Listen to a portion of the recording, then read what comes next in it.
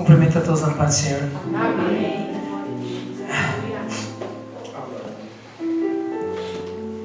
Irmãos, o Senhor fala de várias maneiras.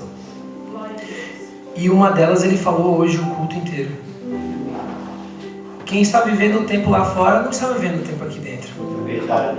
Quem está vivendo o tempo aqui dentro não está nem preocupado com o que está acontecendo lá fora.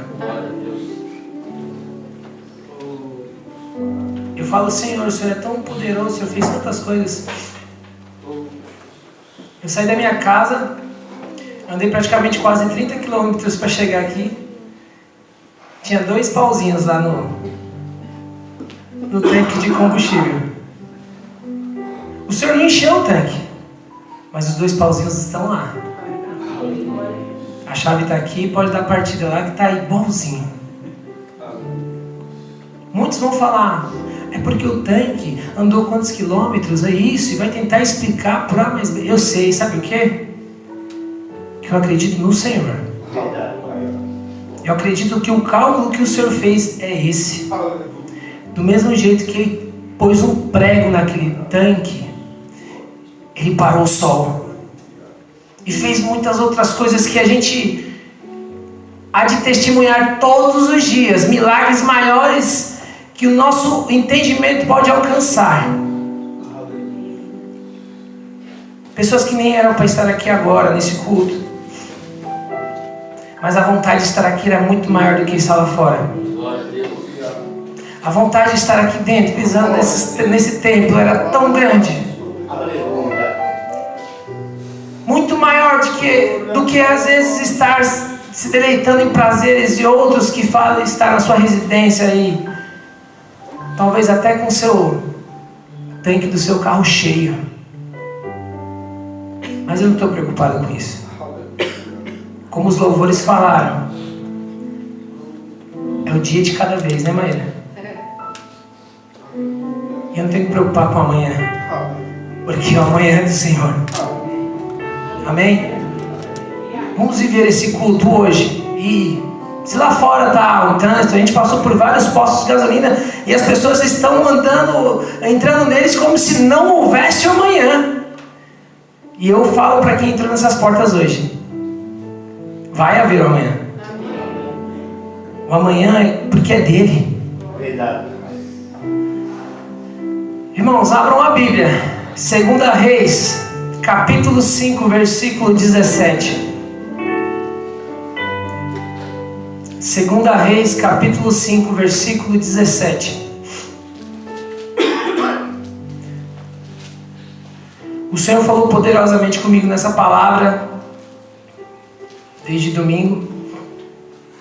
E essa palavra falou poderosamente com a minha esposa, porque só o que ela escutou durante esses dias, até dentro do carro até agora há pouco.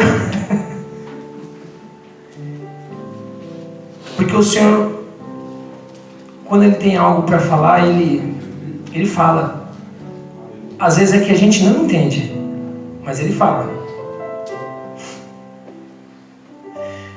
2 Reis, capítulo 5, versículo 17 diz assim, na minha tradução diz: e disse Naamã, seja assim, contudo, desce a este teu servo uma carga de terra, de um jugo de mulas, porque nunca mais oferecerá este teu servo holocaustos, nem sacrifícios a outros deuses, senão ao Senhor. Na tradução que eu tenho que eu baixei no celular tá: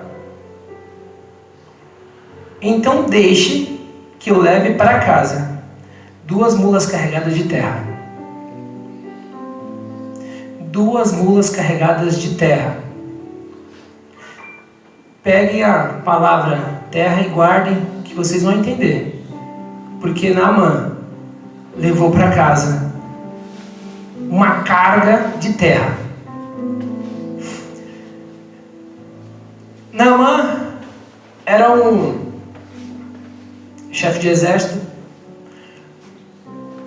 E para aquele que já escutou várias vezes essa história, se não acrescentar, fique com a outra que você escutou. E aí eu fui estudar sobre algumas pessoas que foram líderes e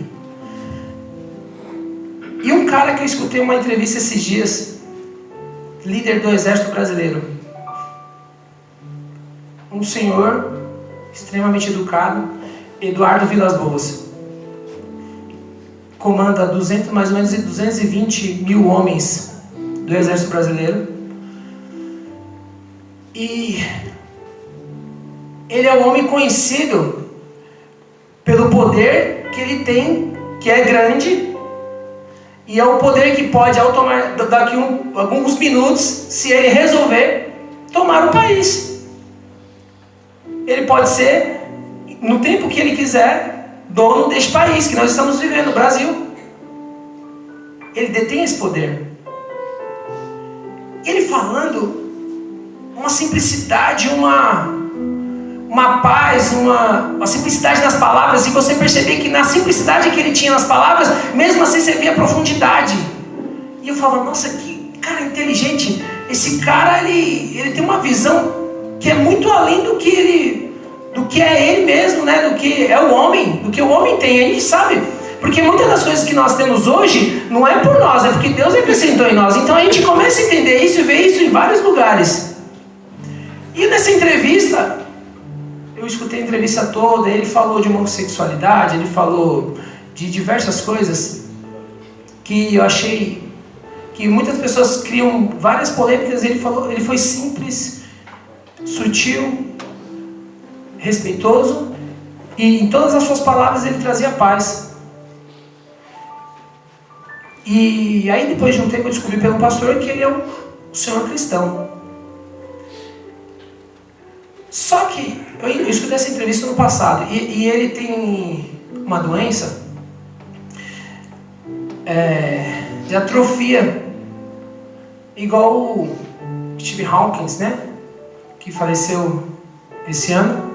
Ele tem essa mesma doença, ou bem parecida o nome e tal.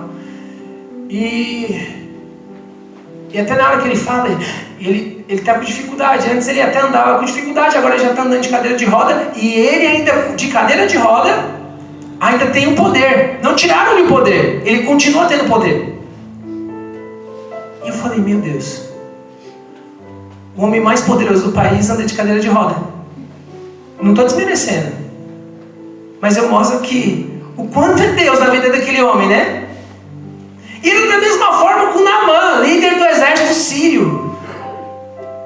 Espetacular homem, mesmo não servindo a Deus, ele ganhava as batalhas pela misericórdia de Deus. Deus aqui fala na palavra no começo do capítulo 5, na hora que fala de Naamã, fala que Deus permitiu ele ganhar as batalhas.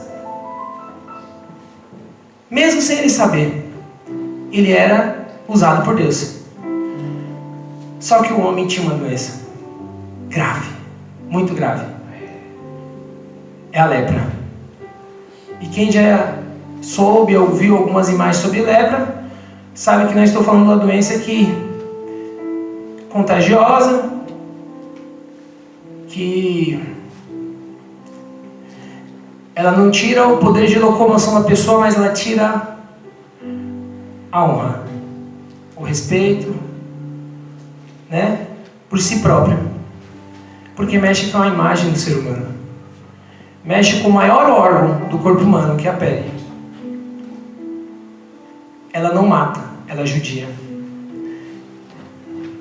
E aquele homem, mesmo daquele jeito, ele tinha o poder do exército sírio,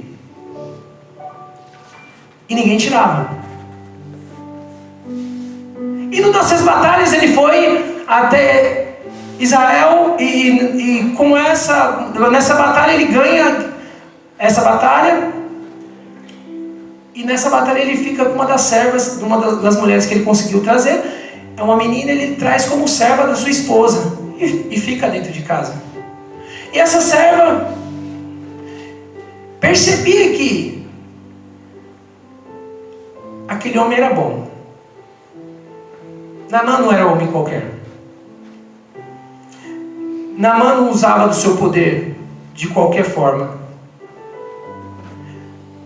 que ele conseguiu sensibilizar o coração daquela serva, fazendo com que aquela serva tivesse pena do que ele tiver, da doença que ele tinha. Nós não sensibilizamos com alguma pessoa quando essa pessoa demonstra humildade.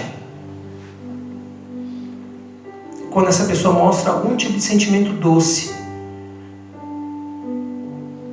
E ela, por mais que ele mostrasse que ele era um líder duro, cruel, em alguns momentos até um pouco arrogante, ou arrogante ao extremo, aquela serva enxergou alguma coisa de bom nele.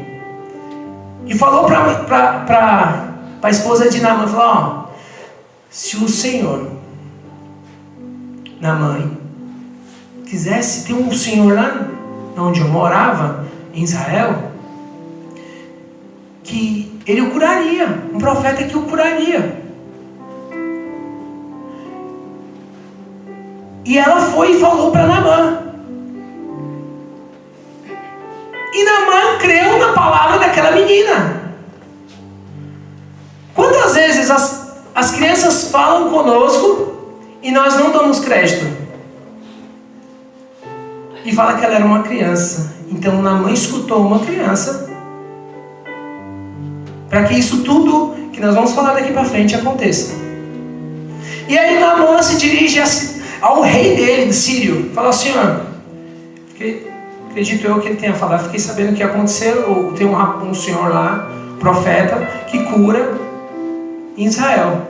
E eu gostaria de ser curado da minha doença.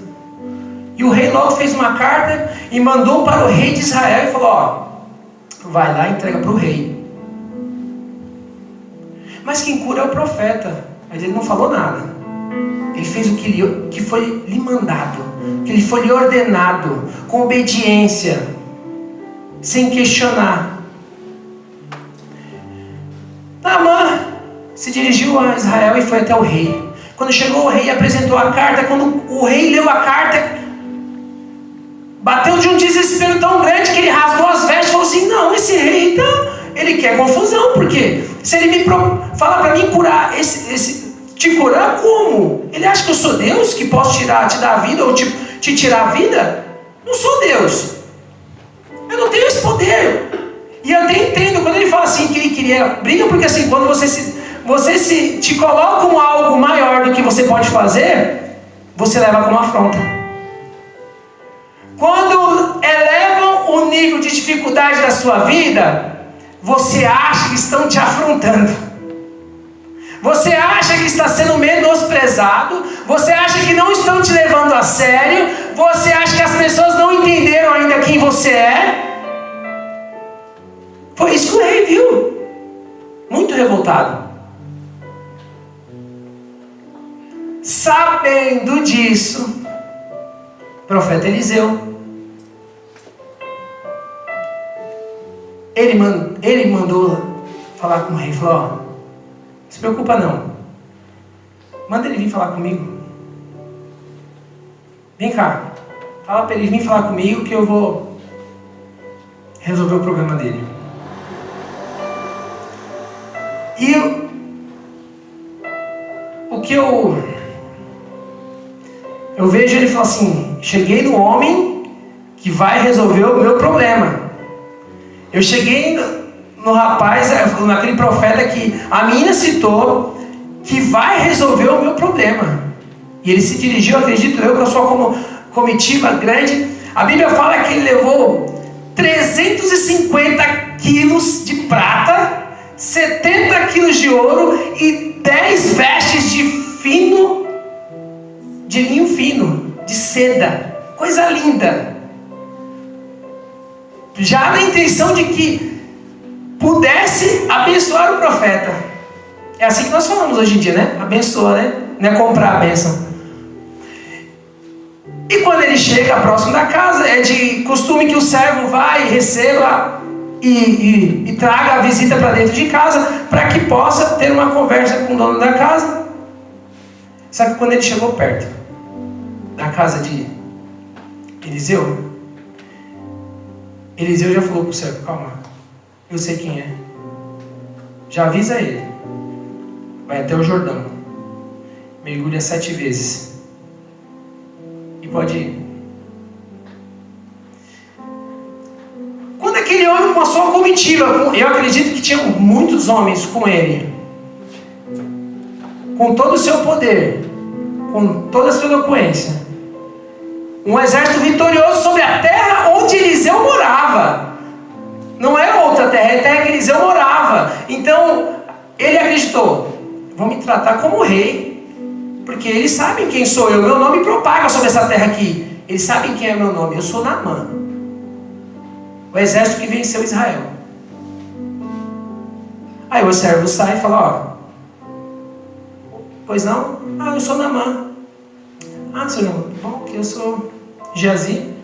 Não fala nesse texto, mas fala um pouquinho mais para frente. E Geazi fala: ele fala: eu gostaria de falar com o senhor. Não se preocupa não. Ele falou que não precisa falar com ele, ele só falou para você: vai no Jordão, mergulha 7 vezes e pode ir embora. Olha, eu queria, nesse momento, eu queria ter sido Geazi. Não no futuro, mas eu queria ter sido Geazi nesse momento. Porque eu ia falar, na hora que ele falar, como assim? Eu falei: foi Eliseu. Foi Eliseu, tá no quarto lá, ele nem levantou. Só para ver a afronta e a revolta que aquele homem teve. Ele devia se estribuchar em cima do cavalo, só que ele manteve, talvez tenha mantido a postura para quê? Para mostrar para os homens que, não pode, eu sou grande Naamã, líder do exército, ganhei de Israel, e ele me tratou dessa maneira. E ele fala uma coisa que... Fala, mas ele manda mergulhar no Jordão. No Jordão. Que rio é esse? Jordão. Ele podia ter mandado eu mergulhar em 2 rios que tem em Damasco. Os rios estão aqui, ó. Eu marquei. Que eu achei. Abana e Farfar. Esse é o mestre. E aí eu fui estudar sobre os rios. E aí ele fala que o rio, esses rios nascem, um nas costas do Monte Hermon, o outro nasce entre um conjuminado de montanhas, e a maioria da parte deles são águas cristalinas e coisas lindas, e cortam Damasco, e fazem com que Damasco seja uma cidade fértil, porque são rios de águas maravilhosas e lindas. Ao contrário do Jordão. Jordão, em alguns pequenos pontos, se você for olhar hoje, vai ter algumas fotos que te mostram um Jordão lindo, de água cristalina, mas aí em época, que algumas pessoas aqui em São Paulo talvez não entendam, mas quem já morou no Nordeste sabe o que significa inverno e verão lá, né? Só tem essas duas estações. No inverno a água é cristalina, porque chove muito, e o rio é cheio. No verão, o rio é baixo, a água é barrenta. A água é barrenta. E ele fala assim, é como se ele estivesse falando: eu poderia estar mergulhando nos rios cristalinos da minha terra, onde eu sou exaltado, mas não, me mandaram mergulhar num rio barrento, na cidade a qual os meus servos tomam banho. Barrento.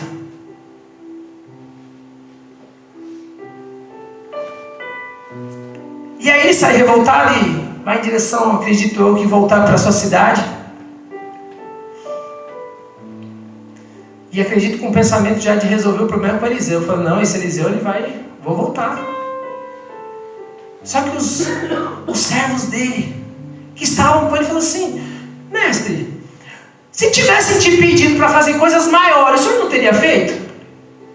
Ele só falou para você mergulhar 7 vezes no rio. Ele deu aquela, né? O nível do orgulho deu uma baixada. E o nível da sabedoria deu uma levantada. Ele falou: é de graça, acho que eu vou lá.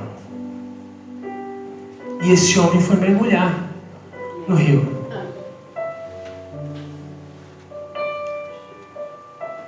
E aí ele mergulha, e a pele dele é limpa.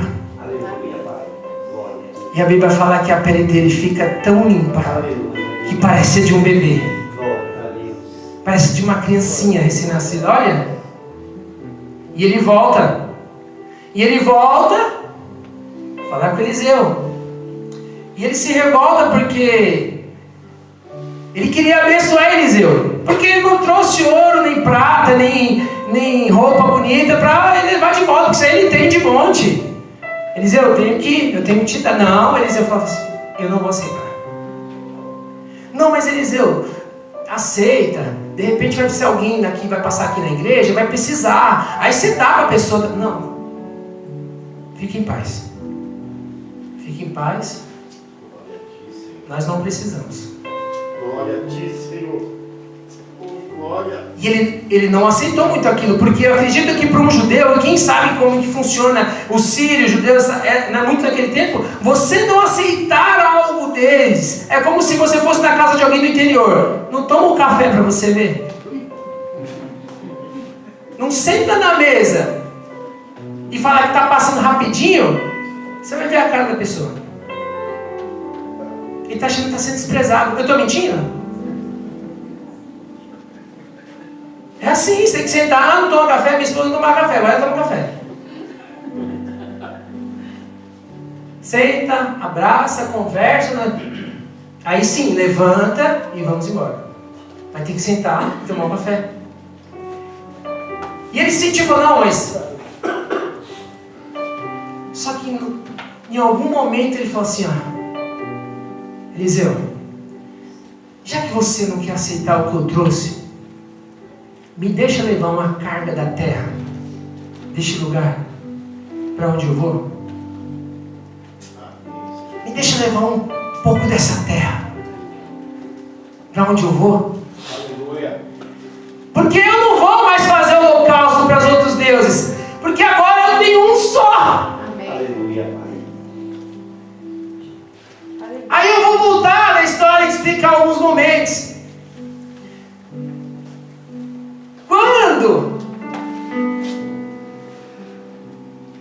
Quando fala de rio, o que a gente lembra de água? O que a gente lembra quando fala de rio?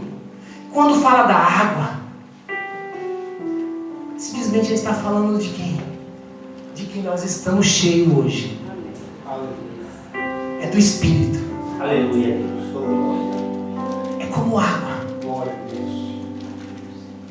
E ele está misturado.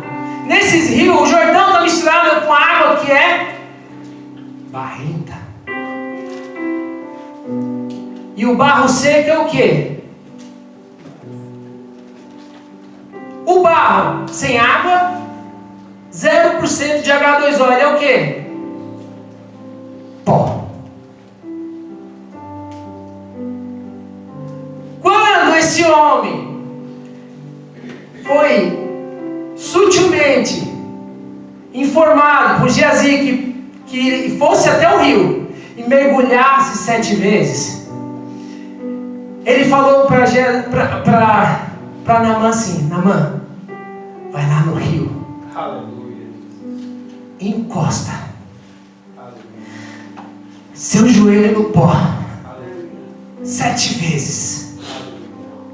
Aleluia. Encosta seu joelho no pó com água, aquele rio, porque você agora é pó. Só que quando você se encontrar com a água, você se torna barro. E hoje, antes nós éramos pó, hoje nós somos barro, nós somos terra misturada com muita água. Nós somos uma terra carregada de água. E as pessoas têm que entender que quando nós não estamos juntos com essa água, nós voltamos a ser pó. Oh Senhor. E ele não entendeu, ele achou que estava afrontando o orgulho dele. Mas Eliseu estava falando para ele, volta e tenha um encontro com as águas, para que você se torne a ser barro, de novo na mão do oleiro. Porque o barro na mão do oleiro tem situação, mas o pó não vira nada. Mas o barro volta a ser vaso. Verdade. O barro volta a ser vaso. E quando Naamã se prostrou dentro daquele rio, porque ele não mergulhou como nós mergulhamos numa piscina, não, ele agachou 7 vezes, foi 7 tocadas do joelho, naquele barro, daquele rio barrento, a qual não tinha nenhum orgulho, que muitos anos depois, viria um homem que também mostraria que aquele rio era para ser usado novamente, para mostrar que é do barro que nós somos. Aleluia. Nós somos barro. Aleluia. Glória a Deus. E crente sem água é pó. Verdade, Jesus. E Jesus fez isso novamente. Aí você vai lá na frente e entende que Jesus tocou o chão daquele lugar ser batizado. E você não, mas ele não precisava ser batizado, mas ele tinha que mostrar para o homem que precisava ter encontro com as águas. Glória a Deus. E Naamã teve encontro com as águas. Aí Naamã, lá no final de tudo, depois da história, aí Naamã, no versículo 17 fala assim: eu entendi o que você falou, Eliseu. O que aconteceu aqui não tem preço. E não foi a cura da lepra. Não foi a cura da lepra. Não foi a limpeza da minha pele. Mas sim, foi esse encontro com essa terra. Foi o encontro com essa terra que me fez voltar a ser barro. Foi tocar o Jordão. Foi me envolver de novo. Saber que eu sou um ser humano qualquer, igual a todos os outros. E não me faz eu ser um líder ou não, o melhor ou o mais próprio para dizer o que tem que ser feito ou não. Mas sim, aquele homem que ajoelha e toca o fundo do rio com seus joelhos e mostra que ele é humilde e que discerne a voz do Espírito. E ele fala: me deixa levar uma carga dessa terra embora. Oh meu Deus, às vezes queremos levar uma carga dessa terra para casa, né? O nosso trabalho. Às vezes nós queremos entrar no nosso carro e sentir a terra nos nossos pés. Às vezes nós queremos. Alguns estão de sapato, outros de bota, de segurança, mas querem estar pisando nessa terra. Mas Jesus, ele te dá uma nova oportunidade. E ele te dá a oportunidade de fazer isso todos os dias. De descer. Ele faz com que você lembre que você pode descer. E ele te lembra que você, além de poder, é melhor que você desça. As coisas se tornam mais fáceis. As dificuldades diminuem e você fala assim: mas não mudou nada. Porque essa greve vai passar, e eu acredito como foi a greve do ônibus, a passagem diminuiu e eles aumentaram de novo, vai ser a gasolina, vai ser outras coisas. Mas a minha fé aumentou. Porque nós entendemos que nós somos barro. Nós somos barro, sabe? Barro. Porque barro dá para moldar. Porque você foi feito da melhor forma possível. E você não está cheio de você mesmo. Você está cheio do Espírito. Cheio do Espírito maravilhoso que te conduz todos os dias e sabe quantas vezes você tem falhado, mas quantas vezes você pede perdão também, e seu coração vem com sinceridade e as coisas se transformam novamente. E o Senhor nosso Deus escuta tudo isso e Ele traduz tudo isso de uma forma fantástica. E como que eu não vou querer voltar a ser barro todo dia? Como que eu não vou querer estar com os meus pés, os meus joelhos? Eu não vou querer estar com águas no tornozelo. Eu não quero estar com águas no joelho, nem na cintura. Nós temos que estar mergulhados nessas águas. Simbolicamente, Naamã queria levar não a unção, que Eliseu deu naquele momento, mas simbolicamente Naamã queria levar todo aquele prazer de estar na presença de Eliseu, como homem de Deus, como profeta de Deus. E as coisas aconteceram, e ele entendeu que o problema que estava separando dele era o orgulho e não a lepra.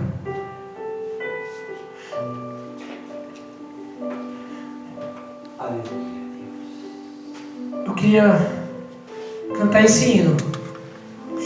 Isaac, como Naamã, Aleluia. curado foi. Oh, glória a Deus. E se ele foi curado, nós podemos ser curados. Verdade. E eu estou falando não é da sua doença física hoje. Hoje eu estou falando da sua doença espiritual que nós temos. Se em algum momento nós nos sentimos orgulhosos, se em algum momento você sentiu, perdoa o pregador, mas a palavra não é dele.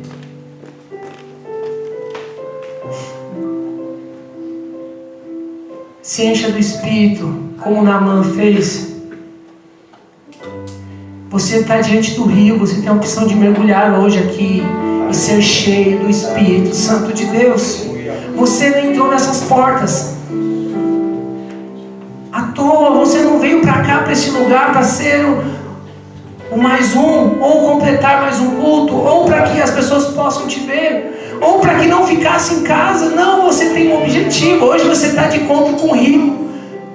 Hoje você está diante de uma situação na sua casa que não era para estar, mas está. Hoje você está com uma lepra em alguma parte da sua vida que você não entende porque essa lepra nasceu com você, mas está. E vai fazer o quê?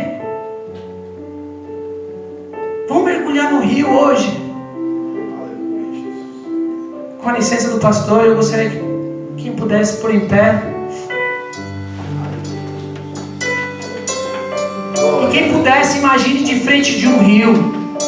Um rio que mergulhou na infância. Um rio que você teve de encontro em algum momento da sua vida.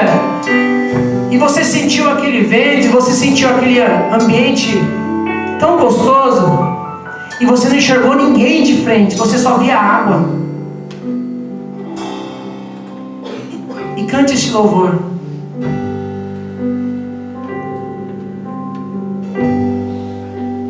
Quando o meu